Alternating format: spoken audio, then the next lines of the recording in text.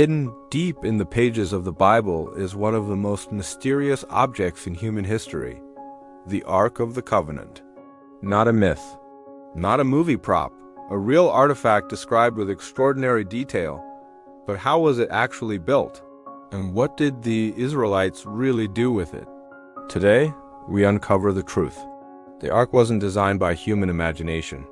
Its blueprint was given directly by God to Moses on Mount Sinai, a wooden chest made from acacia wood, a tree so hard, insects refused to eat it.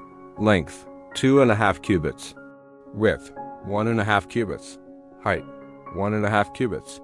That's roughly the size of a large coffee table, but infinitely more powerful.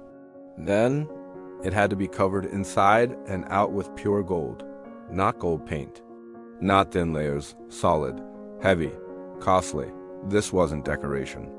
It represented holiness, perfection, the very presence of God. God chose 2 men by name, Bezalel and Oholiab, men filled with what the Bible calls the spirit of wisdom. These weren't ordinary workers. They were the best artisans of the ancient world, engineers, sculptors, metalworkers, woodworkers, all in one. Imagine crafting something knowing the creator of the universe is watching every detail. They worked for months.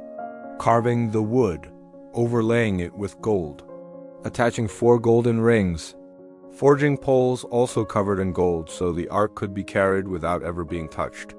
On top of the ark sat the mercy seat, a solid slab of gold, and from that slab, sculpted by hand, 2 cherubim, not baby angels, not winged humans. Cherubim in the Bible are powerful heavenly beings, guardians of sacred space. Their wings stretched toward each other, overshadowing the ark like a throne, because that's exactly what it was. The earthly throne of the invisible God. The ark wasn't stored away like a museum piece. It was the center of Israel's national life. It led their battles. When the ark moved, the nation moved. When it stopped, they stopped. The priests would carry it with reverence, and enemies feared it. It wasn't magic. It was the sign that God himself was with them. It was also the place of divine communication. In the Holy of Holies, the high priest approached the ark only once a year, and between the wings of the cherubim, God spoke. Finally, it held 3 sacred objects: a stone tablets of the 10 Commandments, Aaron's staff that had budded, and a golden jar of manna. These weren't random objects. They were evidence of God's covenant, leadership, and provision. The ark represented holiness, and holiness isn't safe. Touch it casually, you die. Treat it like superstition, you lose battles. Stand against it, you fall. The ark was a reminder. God is not a symbol. He is real. Historians still search for the ark.